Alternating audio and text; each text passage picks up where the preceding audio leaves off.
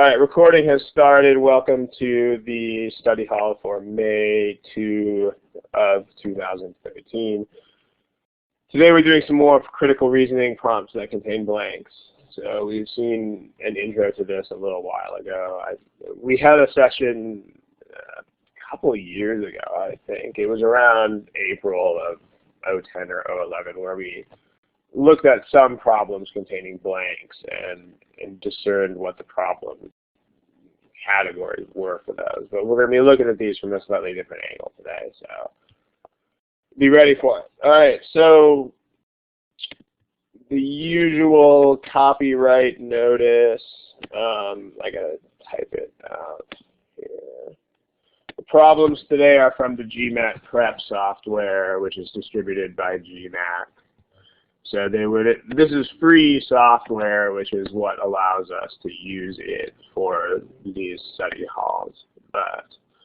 So all of the following problems are from the GMAT prep software and are copyright GMAT. So these are free to distribute. It's free software. That's why we can also solicit these problems on the forum and so on, but they would at least like us to attach this copyright notice. So here's the copyright notice. Okay, the topic again is critical reasoning prompts with blanks. Let's take a look at one of those. Right here. Boom. Remember, guys, here's where you get the multiple choice answers. Please do not submit your multiple choice answers in the chat box. Here is a timer.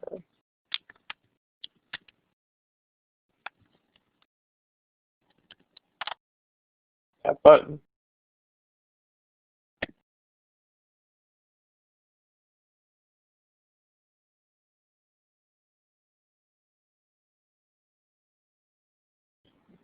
Okay, ladies and gentlemen. All right, we have about 12 non-responders at this point. So again, let me chide you a little bit. Again, please answer everything, including all the everythings, because it is how this test operates. So please do not be a non-responder. I'm looking at you if your name is Viral or Yogi or Methan, or Karen number 2, or Amit, or Ijana, or Femi. Okay, please answer the problem. Okay, here are your class statistics. That's not how I do that. Your class statistics are there. Okay. So we have there's no majority response, we do have a plurality response of B here. But let's take a look at this problem. And let's talk about this whole idea of having a blank in the prompt in general. So let's take that off the board and write some stuff. Okay, blanks in the prompt, ladies and gentlemen. I mean, let's solicit some general ideas here. Like, when you see a blank in the prompt, what do you think you want to do? Go ahead and type in the chat box if you have any general insights into this situation. What do you do when you see a blank in a prompt? Besides freak out, if any of you were going to say that. I suppose you could freak out.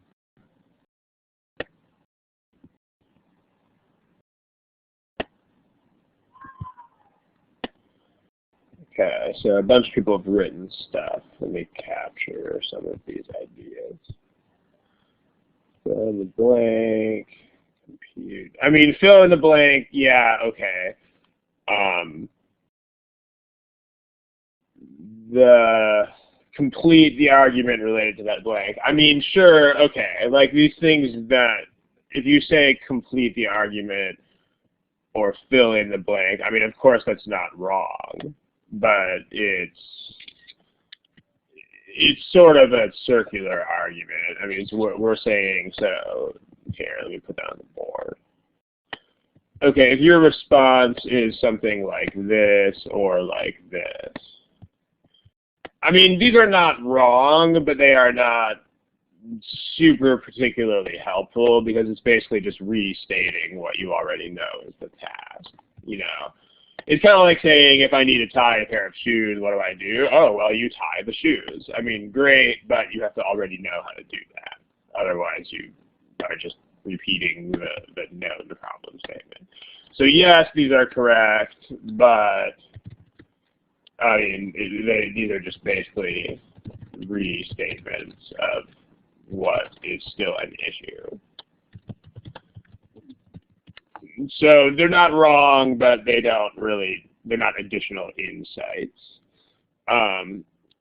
Someone is saying, read the argument, then guess what you think goes in there. And then, okay, interesting. So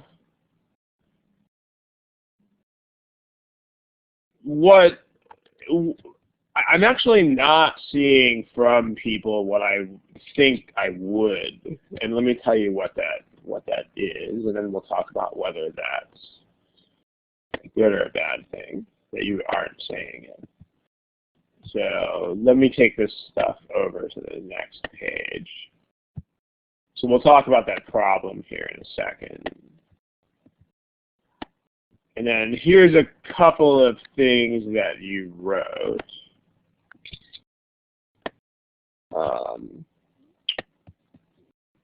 Someone wrote that. Someone wrote that. Someone wrote this. And then again, there are some things that people did not write, which is sort of a surprise to me, but we'll get there. So this second thing right here, I'm going to generalize this into basically figure out what kind of thing you're looking for. I mean, it's not always a premise or a conclusion. You know, it could be something else, but so more generally, get a handle on what kind of thing you want to find in general. Okay, so that's a thing. Someone said find the assumption, and then let me tell you what I usually get from tutoring students and whatnot when it comes to this sort of thing. And so again, I'm surprised that people are not saying this, but what people usually come up with is something like put the problem into a category. So like strengthen or weaken or whatever. And then try to answer it. Okay, so let's discuss. So you guys didn't say that, and let's talk about whether it's good that you didn't say that or bad that you didn't say that. So, because basically we have two different schools of thought here. Like we have the school of thought that roughly these two statements are from, which is, I guess there's three schools of thought. This school of thought here is basically, what is this? I mean, this is basically just if you intuitively understand the question. The task, then there's no need to bother with categories. Okay. I mean, if that's a misreading of what some of you wrote, then let me know, of course. But basically, that seems to be what's implicit in here. You know, because these responses are not going through the intermediate of categories. They're just saying, look, read the freaking blank, and if you understand what goes in it, good for you. I guess this here is sort of a third school of thought. This thing is right here. This seems to be, the thought process behind that one seems to be that you are always looking for the same thing every time. So, and I mean, let me tell you, I don't mean to be a heartbreaker here, but I will tell you that this is wrong. So let's get that one off the table right now. I mean, because you are totally not looking for certain things every single time. I mean, the problems with the blanks in them can be any critical reasoning task. And a lot of tasks involve mutually exclusive skill sets and totally different kinds of focus. Like in some of these problems, you have to basically prove that things are true or false. And in others, you would have to find random extra information that would support an argument. You know, like some of them are like draw the conclusion problems, so in which case, like if you get one that's like which of these conclusions is definitely true or false, then thinking about assumptions is a complete waste of your time, because it, you know, if you have to prove something true or false, then it has nothing whatsoever to do with assumptions. And we're going to see one of those today. On the other hand, you know, if you are looking for strengtheners and weakeners and whatever, then looking for an assumption may be a nice intermediate to get in. And then the other school of thought is what people didn't, I guess one person is saying that's kind of what they meant, but the other school of thought is that categorizing the task will help at first. So categorizing problems will help you solve them. Yeah, so what do you guys think? Purple or green? If you guys have any insights into that, just throw it. I mean, I know this might be like a flurry of responses, but go ahead and tell me in the chat box whether you are down with the purple school of thought or the green one.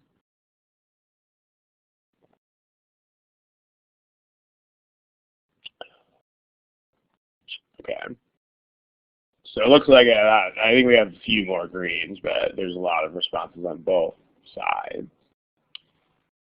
Yeah, I like the way. All right, I'll tell you which group I cast my lot with here. I mean, I really like the way that Lentz has written this. Lentz didn't write that. I like the way Lentz wrote this. This is exactly the point. The problem is that categories are not really, you know, the be-all and end-all of the world here. Like, this is absolutely precisely what the deal is. You need to be flexible. I mean, categories are at best approximations of all the tasks that you're going to face, but they're not necessarily, you know, not everything fits exactly into neat little boxes. So this is the deal here. I mean, more importantly, yeah, Joey Butch, absolutely, right? Why categorize if you know the task at hand? This basically ties in with what I'm about to say. Which is, make sure you know what the goal is. The goal is not to get, I mean, you guys are not trying to develop artificial intelligence here. I mean, if you were, then you would have to categorize everything into categories, because if you were doing AI, it would be essential that you do that. You know, like, because that's what AI would be. You would have to get literally everything to fit into some sort of category that you could then program. Not what we're doing here, guys. I mean, we are just human beings trying to solve the problems. And so the point is that this is the ultimate goal, right? So this purple thing gets it right. The ultimate goal is just to get it as it were. In other words, to have an intuitive understanding of what's going on. And if you have that understanding, then categorizing is unnecessary. And at best, it is at best unnecessary. It may even impede your efforts to solve the problem. And perhaps even detrimental. Because again, what if you get an interesting prompt? I mean, most prompts do fit into categories. Most of them do. But there are occasionally prompts that are difficult to categorize in whatever way because they're so specific. Like if you get a prompt that says, there are some prompts that are sort of halfway between being assumption prompts and being weakened prompts or whatever. And if you get exactly what it is, then good, just go for it. But if you do this intermediate step of trying to classify the problem, it may get in the way. So the point is, if you are lost or confused, then classifying can give you a rough idea. But it's a rough idea. So then let's address the point that Sri raises here then. Because this is a good point. And so let's address it. Because, the book does do this. This is very true. So this is a valid point. And so my first response is, yes, you're right. So how do we reconcile that with, or at least why? Why does the book do that? Does the book do that because the book sucks? No. But why does the book do that? Does anybody have any thoughts? Considering that that's not really the goal here. To sell more copies, well, depends on the market and what the market wants, but that's not really the fundamental reason. I mean, it does. I mean, Kyle says caters to beginners, but the problem is that no one is really a beginner in critical reasoning. I mean, there's a word for Kyle, there's a word for people who are beginners at critical reasoning, and let me tell you what that word is. That word is small children. I mean, if you are an adult human being, then by definition you are not a beginner at this kind of thing. And Rajiv, 1, 2, 3, I don't understand what that means. Maybe you could rephrase that. It works for the masses? Maybe. I mean, again, it's not the main deal. The pages we've covered so far. You can't really, unfortunately, if you're not a moderator, you can't page back and forth. But you can watch a recording when it comes out online, usually within a week or so. So let me tell you why. Yeah, Vince basically gets you. Lentz, I don't know if I would necessarily agree with that, because again, if you do take an intuitive approach, it might even be negative progress. But let's take a look at this. This is pretty much the deal. I mean, this sounds very simplistic, but this is basically the reason. In other words, yeah, the intuitive thing you can't really print on a piece of paper and put into a book. So this is what you guys have to keep in mind. I mean, what books can actually do is fundamentally limited. Don't forget this.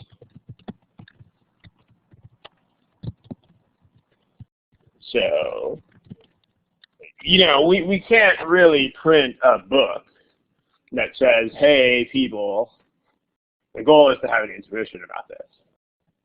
Because is that the ultimate goal? Yes. Yes, that is the goal. The goal is to look at a problem and just kind of get it and just see what you are supposed to do as a thing. And only if you don't just look at it and understand what you're supposed to do, only in that case would it be ever even possibly helpful to classify the question.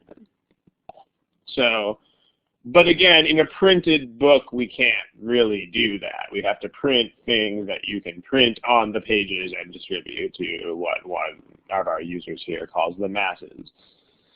So that's why there's all this stuff about categories and so on, because we can, I mean, it's not totally unuseful information, because again, if you are lost, it is a thing that could possibly help you. But on the other hand, that is the kind of stuff that you can actually print in a book and distribute, whereas intuition is not. So keep this in mind. When you read a book, you are generally looking at the best that we could do in the form of a printed book, which is not necessarily optimal, and in some cases is far from optimal, but there's not a lot that can be done about it other than teach live. I mean, in other words, this is the reason why we still do things like teach live. If we could print everything in a book, there would be no need for that. So there it is. Okay. Back to the question at hand here. So again, the point here, the ultimate goal is to just understand what's going on. So now that we've talked about that, Vincent, I did make a remark at the beginning of this session that people have been saying that. That's going to be good for some types of thinkers and not as good for other types. Basically, it's good for the type of thinkers who just look at things and get an intuition. So here's what you should do. Like when you see a blank in the prompt. I mean, number one thing you should do is just see whether you know exactly what you are looking for without having to categorize the problem. So flowchart style, yeah, is this a yes or a no? Like if this is a yes, then just solve the problem. So then just look for the thing that you know you're looking for. If this is a yes, then go find what you want.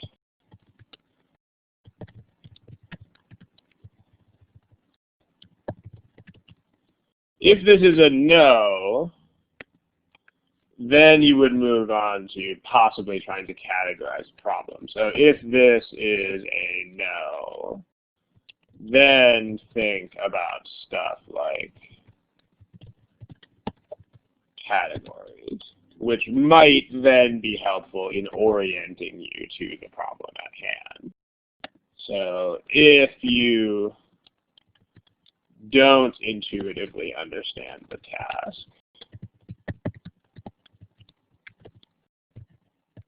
then think about stuff like categories. So this is the point, and I mean, because this is also how our brains work. That's the other insight that you're going to want here. Because when people are having conversations, I mean, conversations involve a lot of critical reasoning.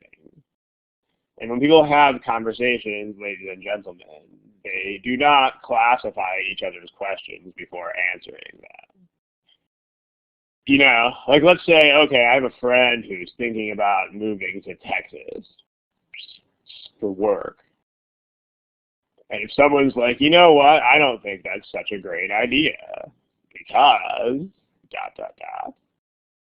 I mean, at that point, we already know exactly what the person is going to be looking for. They're going to be looking for a specific reason why moving to Texas for work is a bad idea. I mean, notice that classifying that is not going to help anybody. Like, you could say, okay, well, this is a weakener type of situation, but really, that's inferior to having the understanding that, look, dude, we want a reason why moving to Texas for work is not great.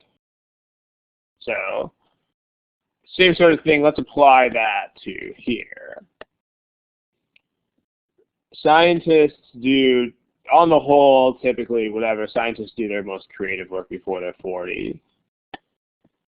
That means I don't have too much creativity left. How sad. A tendency that has been taken to show that aging carries with it a loss of creative capacity. So this means, you know, most scientists do their creative work when they are relatively young.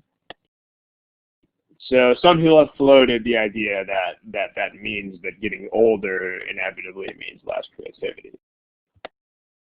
On the other hand, another explanation that people have floated is that they've just been in the field too long and they've sort of ossified in terms of their thought processes. In other words, they've run out of, there's like a critical clock of time to be creative when you are relatively new to the field. And so that clock has run out. So, and then supporting this explanation is the finding that. So what are we looking for here? We're looking for a thing that does what? I mean, again, don't give me a broad category here. See if you can give me exactly what we are looking for in the chat box.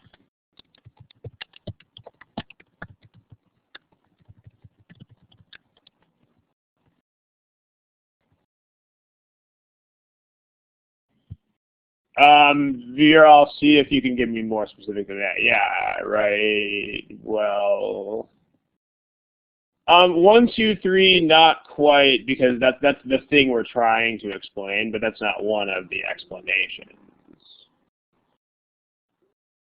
Yeah, lens, there it is, right? It supports the hypothesis that the loss of creativity comes from working for 15 or more years instead of the age itself. This is precisely what you are doing. And if you have this understanding, like notice this is just a literal reading of the passage. Like Lentz is not being some incredible genius here. Lentz is just reading the words that are in front of him and thinking about them in a normal sort of conversational point of view. I mean, again, okay, most of the other things in the chat box are unnecessarily general, is the point I'm trying to make. I mean, maybe you guys are writing that way because you didn't really know, or you couldn't find the words to be more specific. If that's the case, then okay. But if you are actually thinking in terms like this, so again, it depends on what was in your head while you wrote. If people who wrote stuff like this. If you had the specifics in your head,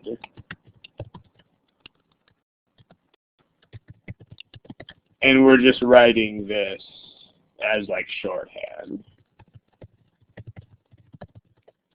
then good. That's the point. On the other hand, if you are actually thinking in terms of generalities like this,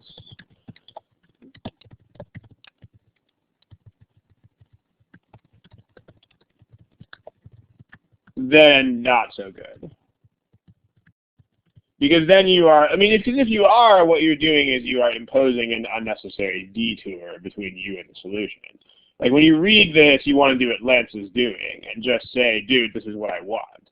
I mean, in fact, what's cool here is that these questions, I mean, the questions with the blank you should actually like because they involve one less step than all of the other questions do.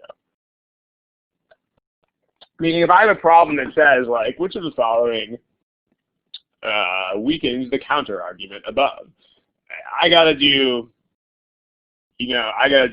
a couple of things, right?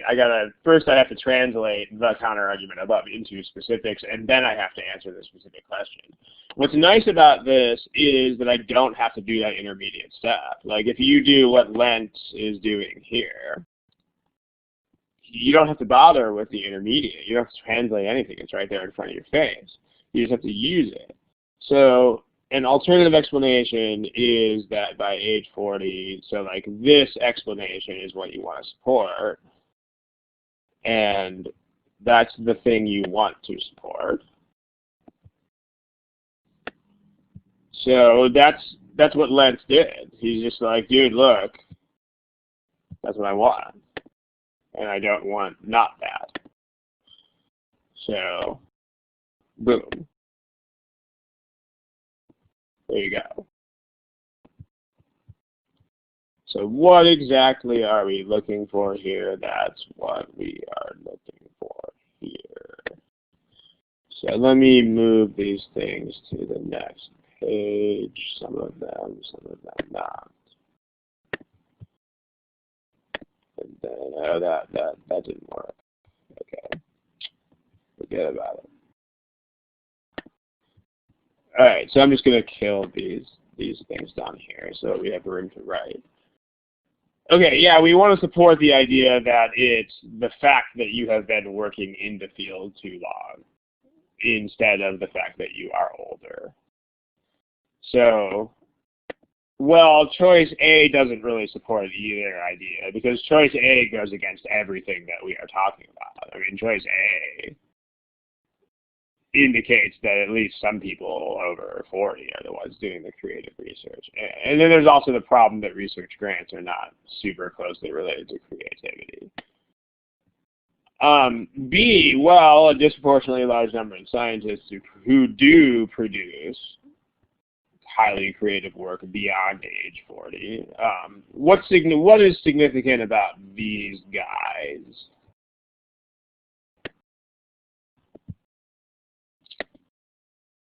Tell me a story about those people, the people who are underlined currently in red and about to be underlined in purple. Yeah, they are creative, that's true, but that's not they're the exception to the rule. That's what we want here, right? So the point is those are the people who break the trend. And there's this common thread among them, according to choice B.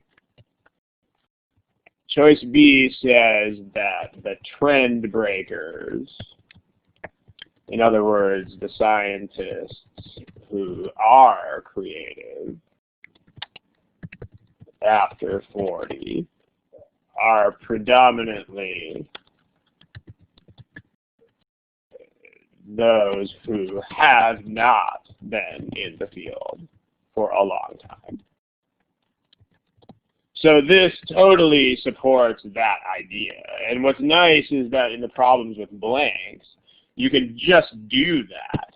And you don't even have to go through these frustrating intermediate steps of translating words like assumption and premise and blah, blah, blah, blah. You don't have to go there at all. You can just answer the question that is in front of you as if you were having a conversation. So this is the answer we want. And you can do that directly, which is a very nice thing to be able to do. C, many scientists temper their own expectations by their beliefs. So what this means is that it's like a self-defeating prophecy thing, like where I don't understand what you are asking here, but my response to that question is just about everybody does. Okay, back to the topic at hand.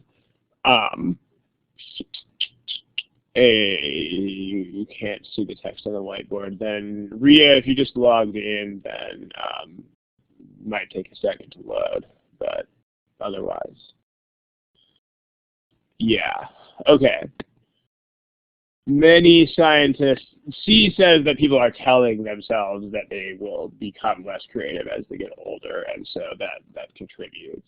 If that's true, then that would be a third explanation for this that would actually work against either of those two. So that's not what we want. And then D, that's actually another explanation. I mean, that would be another explanation that is different from either of these. D is they're less creative because they just don't care as much about doing creative research. So that would work against both explanations up here. And then E, we don't care because we are only concerned with scientists and not general people who are creative. And even if there were a strong connection there, E doesn't help to resolve the issue between these two things. Because even with poets and musicians, you could have both explanations. You could have maybe musicians are naturally less creative after 40, but also maybe musicians who have been musicians for too long are not creative anymore. So we want B. Notice your goal here is to just know what you are looking for when you read the prompt. The goal is not necessarily to classify. I mean, if you were to classify this, you would be looking for a strengthener, but again, you don't really have to go there. That's what's so cool. I mean, my goal here in this session is to get you guys to realize that in a very real sense, the problems with blanks in them are easier than the problems that don't have blanks, because they are a lot more like real human conversation, where you don't really have to bother with that step unless you are confused. Okay. There we go. Any questions? If not, we'll move on to another problem here. Let's say, how can I tell that? Have not been working for as long because they entered their field at a later age, which if you start later, then that means that you, by definition, have been doing it for that many fewer years. Okay. If that answers your question, good. If not, then depends on what you mean by out of scope, right? Because if out of scope means outside what we have currently talked about, then the answer you want is out of scope too. Because remember, you need more evidence. So I would not worry about this whole out of scope thing, because the problem is that a lot of the answers you want are going to be out of scope too. Meaning, whenever you want additional support for anything, it by definition will come from outside the current available evidence. That's the whole point. I mean, if we stayed in the box here, so to speak, then we could not support or unsupport. So Maria, I just answered that question out loud, but if you had to, you could call this a strengthening question. But you don't have to. That's really my main point of this whole session, is that you do not have to do that. But if you were to do that, if you were confused enough to justify doing that, this would be a strengthening question. Okay, let's do another one. How about this? Again, with multiple choice questions, please get your answers in the polling part and not in the chat. Please do not chat your answer. This is a shorter problem. Shorter means less time. So I'll put a little bit less than 2 minutes in the timer. There you go.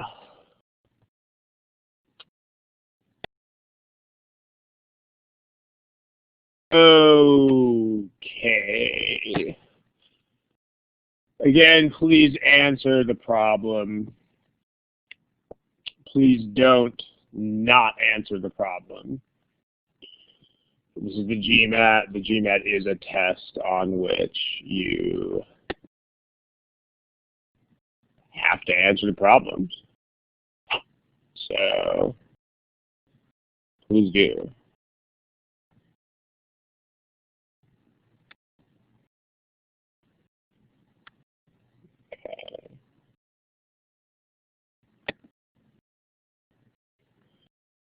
All right, so we got some more answers there.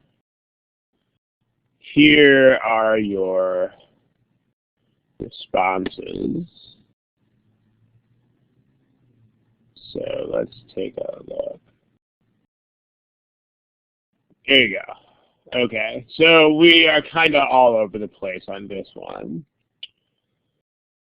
we had a few non-responders, one of whom is me, but if you are a non-responder, do keep in mind that you can't be one on the real test.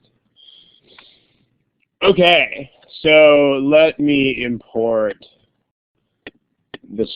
some of this thought process from the other page. When you see a blank in the prompt, what is the goal?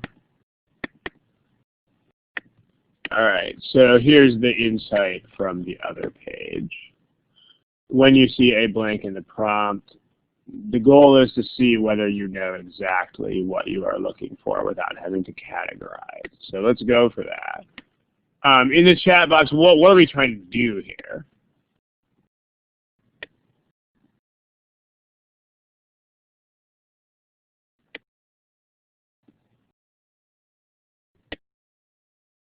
What are we actually doing? What's the goal specifically? Yeah, it's not a reason for a discrepancy. That is not what it is. It's more like what Rajiv and Viral are saying, which is you have to find something that is not possible if those other two things are things. Jenny, I don't really know what that means. Yeah, you have to find something that is contradicted by those other two statements. And again, see, classifying this problem is going to be weird because our typical classification categories don't really cover this task. So I forget who it was who originally stated that you had to like find assumptions every time, but if you, let me scroll back up real quick. Vince said you got to find the assumption. If you're looking for any kind of assumption in this problem, then you are totally just wasting your time because that's not what you're doing here at all. Like, let's look at what we are doing here. Well, if again, see, my goal here is to get you to like these more than the ones without blanks because this is like a conversation, people. If both of those things are accurate, then hey, they must be wrong about blah, blah, blah, blah. So what are we doing here? The question is still on the board. 6711, the question is there. It is taking up the top half of the board. So if both of those are accurate, then the report must be wrong if it says blah. There it is. That's what you want to find. There's no need for a category there. So we want something that must be wrong if the other two statements are things. That's what we want. I mean, if you had to put this into a box, if someone put a gun to your head and said classify this category or die, then you would probably say it is most like the, draw the conclusion problems, except it's kind of a draw the anti-conclusion problem. It's specifically find something that's false. But you don't have to, people. You can just, you just got to understand the task. There's the task. Okay.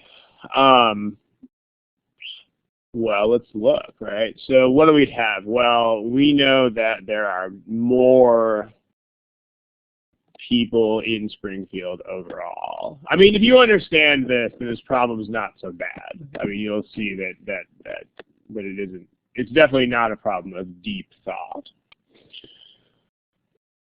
So, okay. Well, in total, the first fact is, in total, you got more people in S than in H-Town.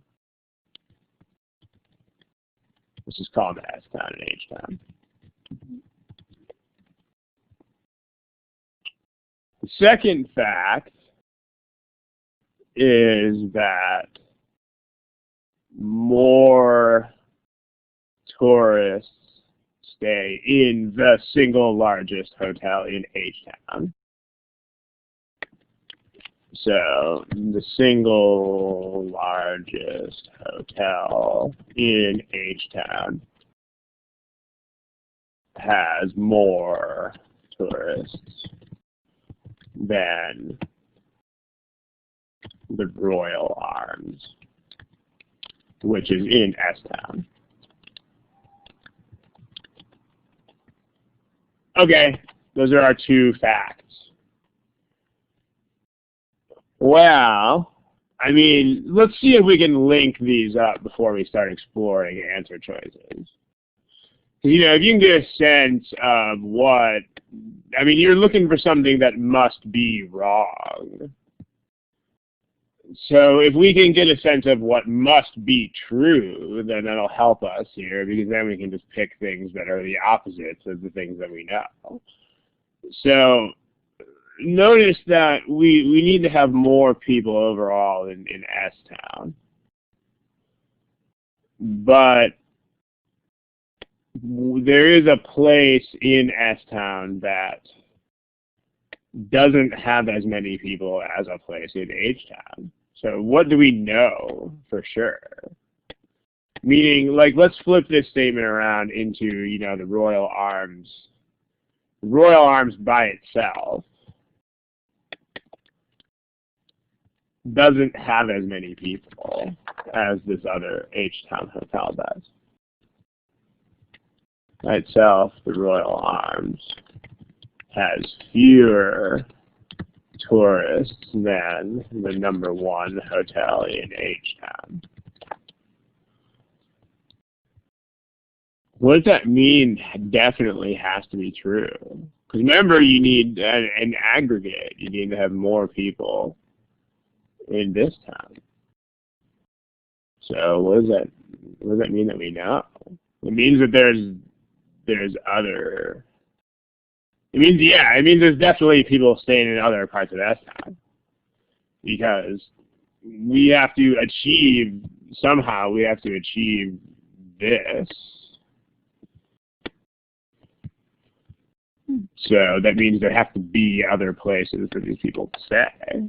So to make this other thing true,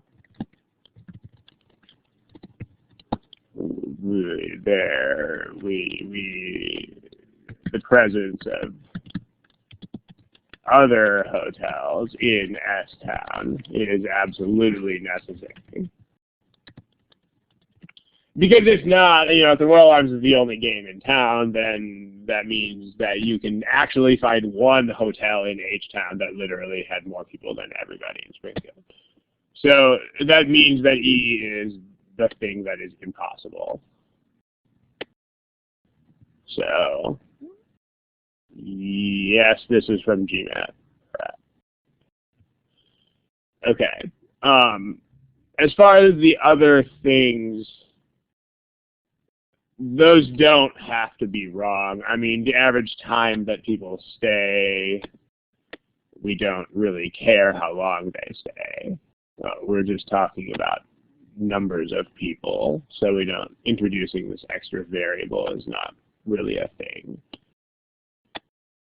B, there's only one hotel in H-Town that's larger than that. Well, okay.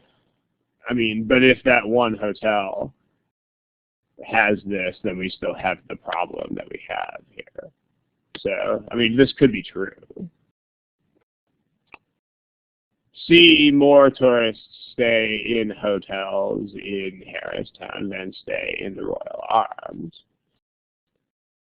I mean, not only does this not have to be wrong, but this is actually definitively true. Because we already know that you can find one hotel that actually contains more people than the Royal Arms. So if you have one hotel that contains more people, then of course if you added them all up, then they would have even more people. So C is not only not the answer we want, but C must be true. So C is the opposite. When someone is quoting Cassidy in the chat box. So you know your late 90s hip hop, good for you. Okay, maybe early 2000s. Yeah. Okay. D, the Royal Arms is the largest hotel in Springfield. That doesn't have to be false. I mean, there could certainly be bigger hotels in town. In fact, if there were bigger hotels, it would help this thing be true.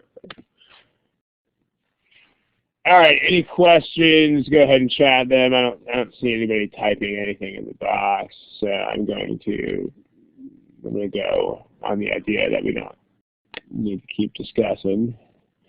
So let's do another question here. Kyle's typing something. So hotels plural ... matter. I don't know what you are asking me, Kyle. Are you? Yeah, this would be like the total people who stay in all of those hotels, which means, you know, that's a greater number than this one hotel. So, oh yeah, in the passage, yeah, that means aggregate total. I mean, more tourists stay in hotels in this town, meaning all of them. All the people staying in all the hotels in S-Town or in H-Town. That's how you know that we're talking about aggregates here. I mean, most importantly,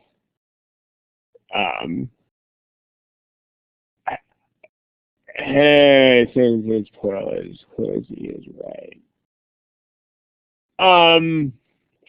Maybe if that's not really the kind of thinking that you want here, because let's just say that's the kind of nitpicking that will generally work against you in most problems, because this is a rather unusual task. Like it's not normal to have the task of having to prove or disprove things. So maybe, sure, that might help you here. I mean, it's not really what that is. That's really just language that you would have to use to write these things in English. But as an artifact of that language, you might be able to get that clue. That's perceptive. Although when you deal with like strengthening and weakening stuff, you're thinking like that is going to get in your way, because if you're nitpicking everything, then you're going to not see larger themes and issues and stuff. So, I mean, that's a nice bit of intellectual microsurgery there. Definitely not something that I would be capable of, but on the problems that are testing larger, connections, that's going to not necessarily be your friend. D is wrong because there could definitely be lots of bigger places in S-Town. So but then again, maybe there aren't. We don't know. I mean, S-Town could be full of small hotels, and this could still be a thing. Okay, let's look at another one. How about that one?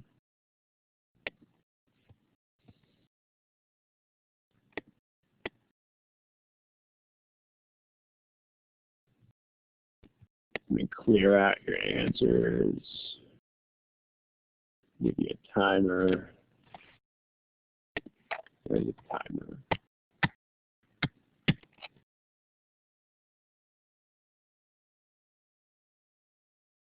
And remember where the multiple choice answers are. They are there underneath your name.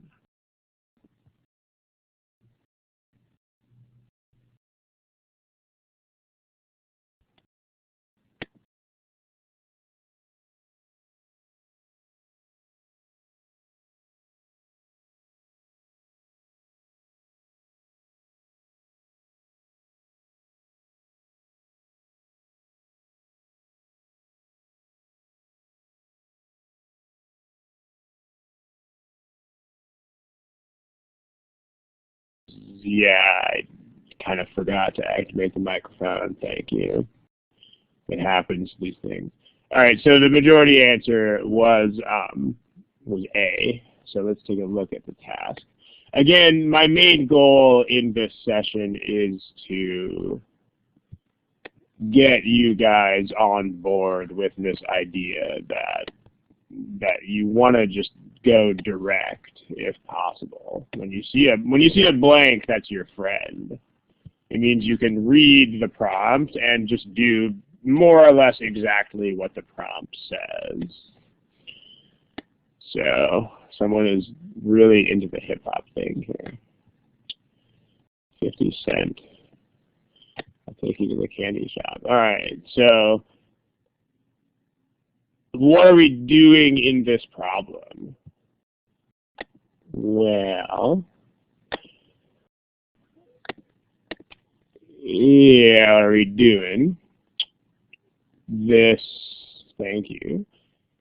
The result, all right, so what we're saying here is they surveyed people coming out of this grocery store called Food Basket, and they were like, hey, people coming out of Food Basket, what did you buy? And then they compared them against Shopper King, and they found out that, you know, these shoppers must be such geniuses because, yes, indeed, they were cheaper at Food Basket. So the stuff people bought, so they investigated, they looked at the stuff people bought at Food Basket. Sure enough, those things were cheaper at Food Basket than at a competing store. But what are we looking for? Well, we're looking for a reason why that may not indicate an overall savings in general at Food Basket. I mean, again, see, this kind of problem, if you tried to go the classifying route here, you're going to have to do a lot of acrobatics that you don't really have to do.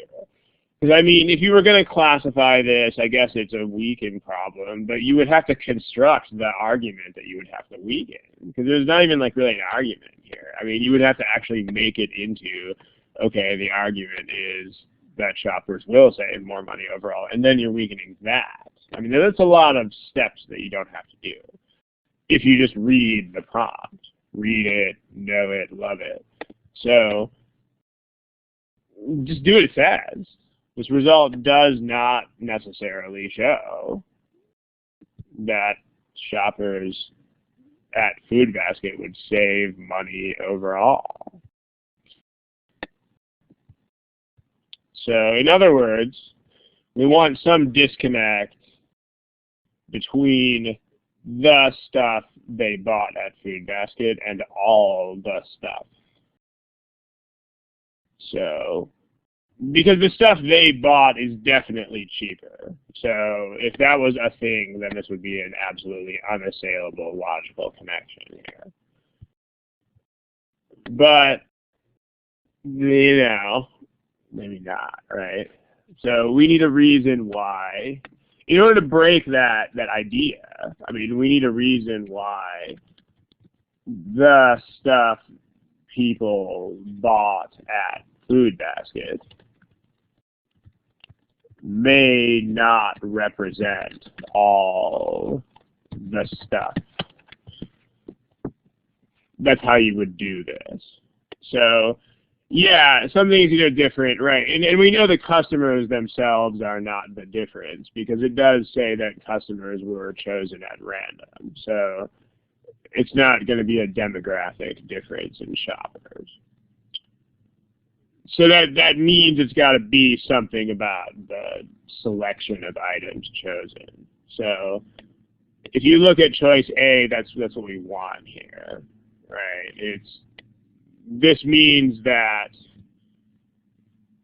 this means that people specifically choose a store because they have particular items in mind. And so they don't necessarily go to the store where things are cheaper overall, but they go to the store where the stuff they buy costs less. So, I mean, if this is still too abstract, I mean, the best way to make this more understandable is to personalize it and make it square with your own experience. Like, this is totally a thing with me when I shop for groceries. Like, there's a store that I go to called Trader Joe's. If you're not from the U.S., you might not know that store, but Trader Joe's has much cheaper prices on some things like ground beef, but on average, most things at Trader Joe's are more expensive. So, but if you caught me coming out of Trader Joe's, you would see me with bags full of things like ground beef and cottage cheese, which are the things that cost less there at Trader Joe's. Does that mean I would save money if I bought all my groceries at Trader Joe's? Absolutely no, it would not. But the things that I buy there are the things that cost less there at that store. So that's what's going on here, right? You have people who are smart shoppers and are specifically buying the things that cost less at this store. So that's the answer we want. The other choice is for shoppers with more than 20 items, the Shopper King totals were even more than 5% higher. I mean, B is definitely not a thing that would go against this idea. In fact, B seems to suggest that the more stuff people buy, the more savings they would have. So B would actually reinforce this idea. Like B is a wrong way answer. It's exactly the opposite of what we want. C, many shoppers consider factors other than price. Well, that's nice, but we are only concerned with whether they would save money. So even if they also consider, how close is this store to my house or other non-money related things, that doesn't influence the money decision. D, well, I mean, if anything, D, if there's any degree of consistency here, then that would, if anything, help this case and not hurt it. Like if they buy the same stuff or the same amount of stuff, it stands to reason that they would save money by doing exactly what they're doing. And then we don't care if they work at Food Basket. They were chosen at random, so that takes care of things like this, because random is random. So if a couple of them happen to be employees, then, well, they were random people. I was thinking of C from the organic and health point. Well, Rajiv, okay. I mean, you can't manufacture connections that are that tenuous, so to speak. Because that's not even necessarily a connection. I mean, there does not, you can't make up organic produce.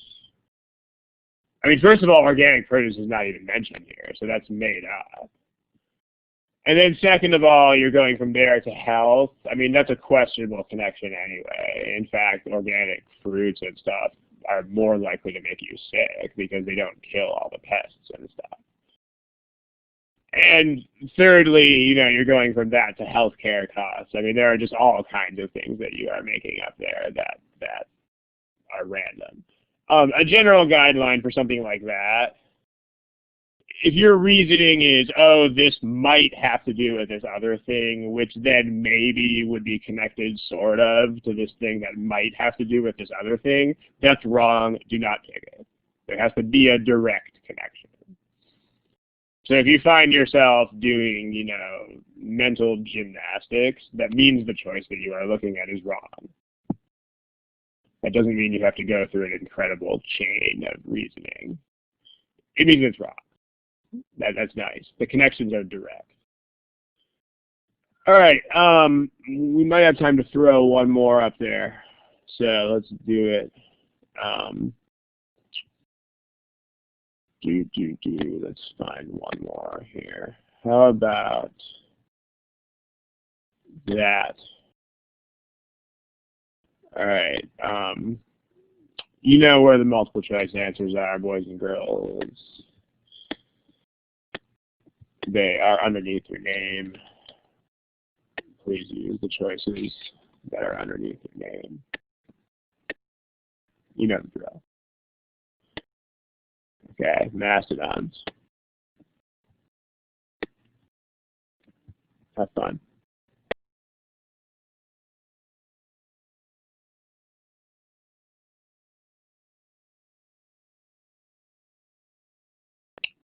I think I forgot to give you a timer. So here's a timer.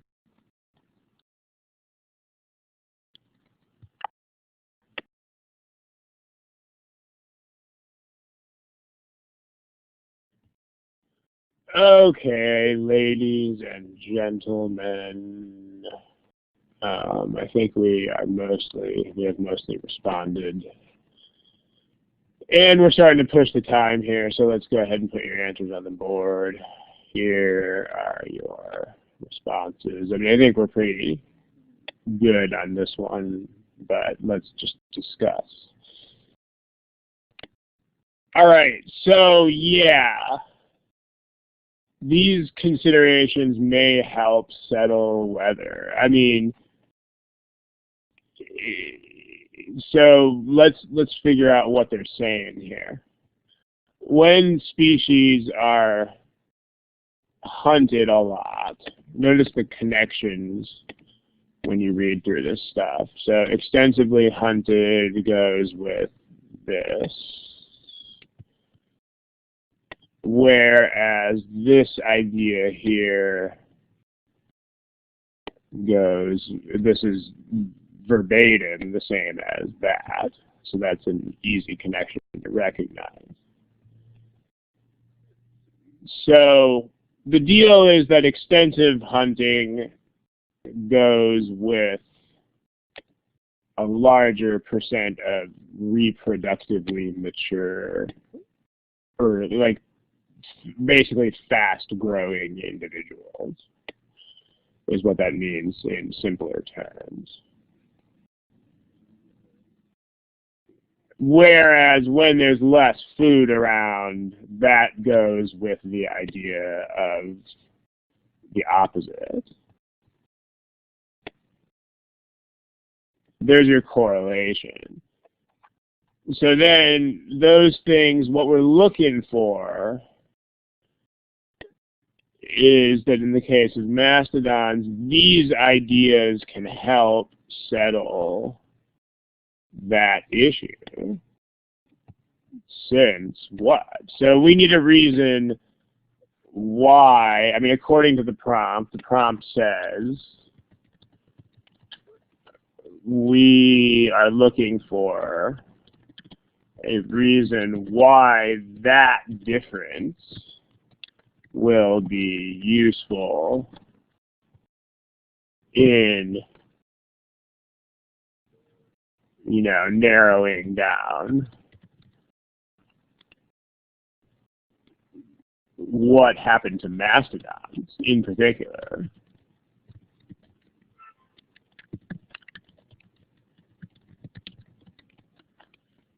So in other words, okay, we know there's a difference. There's a difference that we are absolutely aware of here, which is that when there's a lot of hunting going on, you generally see more of these early maturing individuals. Whereas when there's a food shortage, you see less of that. You see more people who are not people. You see more specimens that grew more slowly. And then the passage is saying that that difference will be a thing that will help us resolve this quandary.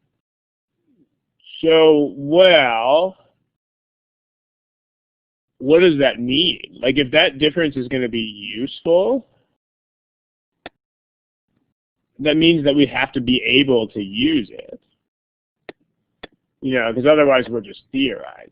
I mean, what would make that a useful difference? It would be a useful difference if there is actually evidence out there that we can use it on.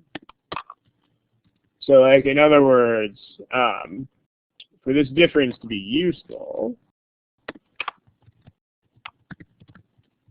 to actually be useful in settling the issue, as opposed to just being like a cute fact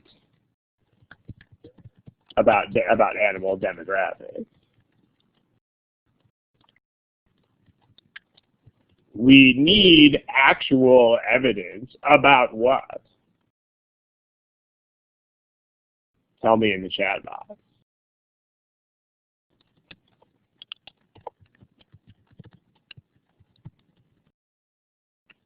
Yeah, we need, in other words, we need some sort of actual hard evidence of when mastodons reached maturity.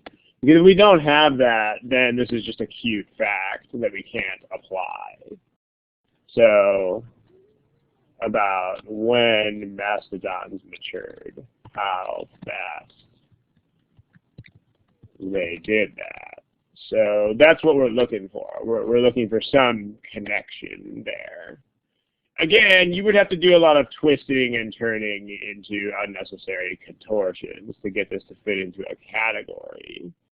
But the good news is you don't have to get it to fit into a category. You just have to understand what your thing is. I mean, we're talking about using the difference in maturity rates to settle an issue.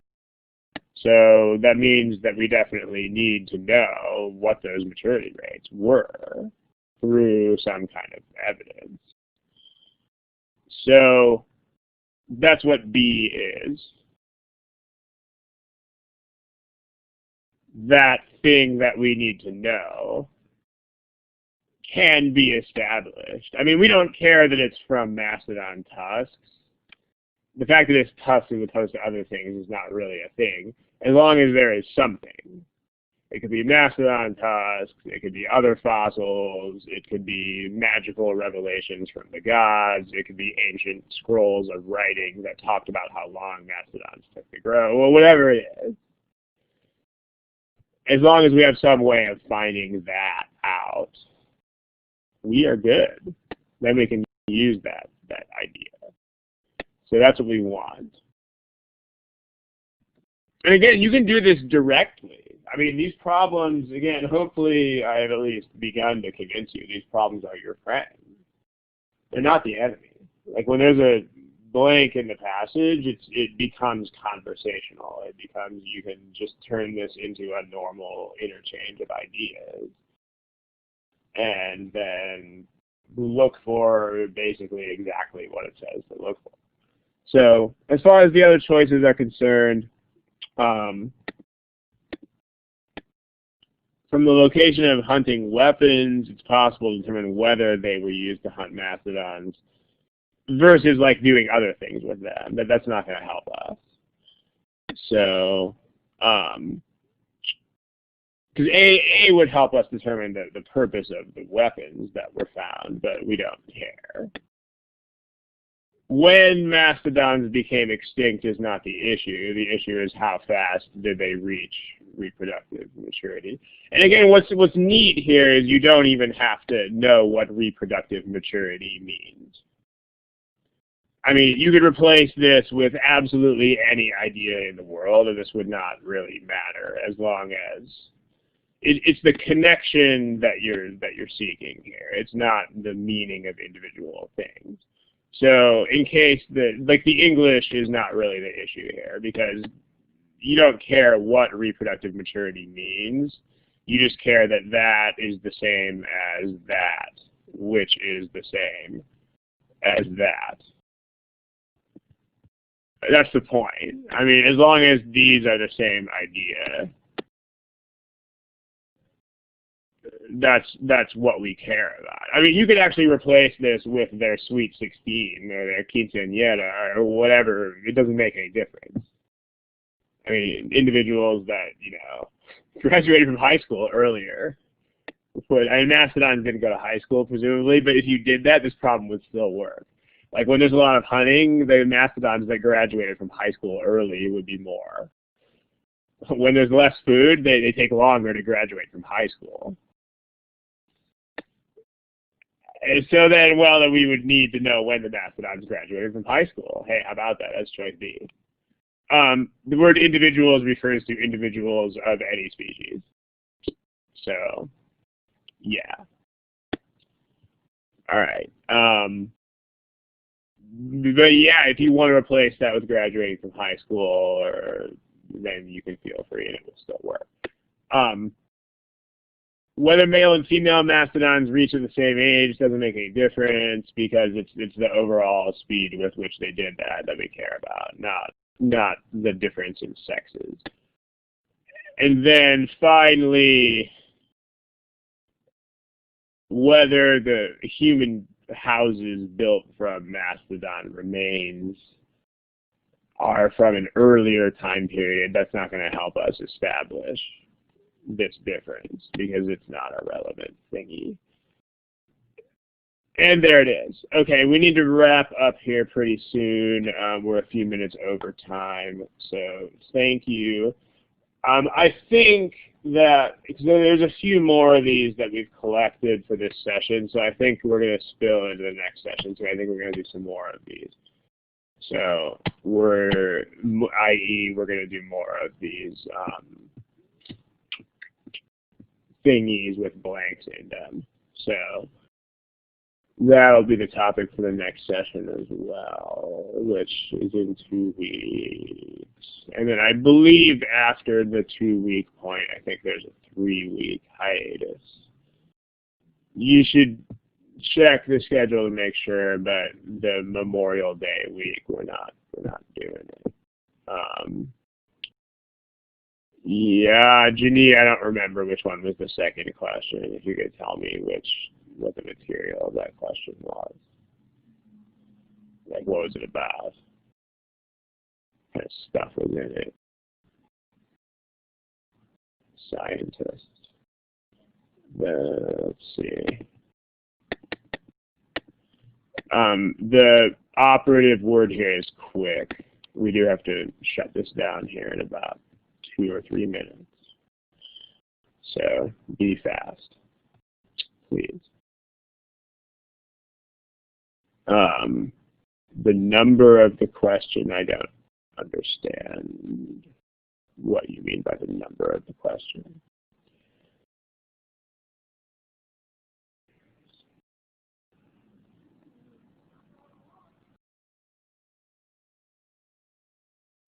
I don't know what you are saying. Unfortunately, I don't understand that statement. You are assuming that they are not older people on the field. I don't know what you're saying, unfortunately. So, I find these fill in the blanks somewhat confusing. Are they as hard as? That's not a thing. That's an individual thing. It depends on who you are. Meaning, it's the type of thinking involved. I mean, Janie, if you could try to rephrase your question, I could take a crack at it. It depends on the type of thinking, right? Like, I am not really a nitpicker type of thinker. So for me, questions like this are harder. Like this one here about Springfield and stuff, because I'm not like a super mathematical kind of thinker. I mean, I'm more of a big picture, see the connections type of guy. So for me personally, all problems like this one are harder than all problems about like strengthening and weakening and whatnot. Whereas for people who are very like precise and mathematical thinkers who nitpick things, it would be the opposite. So yeah. So I mean, there's no such thing as harder or easier on a general level. I mean, it's an individual judgment.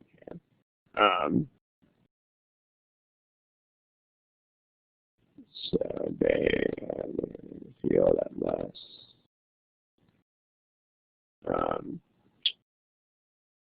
Okay. They're not in the book, Carmela. They're from the software. They're from the free GMAT Prep software distributed by Gmail. I'm assuming that the people are not older. I mean, they are controlling for that. I mean, we're looking at the people who do creative work after 40 versus most scientists who don't. So the age factor is taken into account here. Like that is implicit in the way this is written. In fact, it's explicit. So it's not an issue of exactly how old are they. It's an issue of whether they do the creative work before or after 40. So these are the people who do the creative work after they are 40. And so they are the people who are not this, is the point. So we don't need to establish exactly how old they are, because the point is that we know for sure that they did their creative work at an unusually old age, and so that's why we are interested in that. I hope that helps. I do have to run, so I'm going to close this session, and good night and good luck. I'm going to log you guys out here in about 20 or 30 seconds. I'll see you in 2 weeks.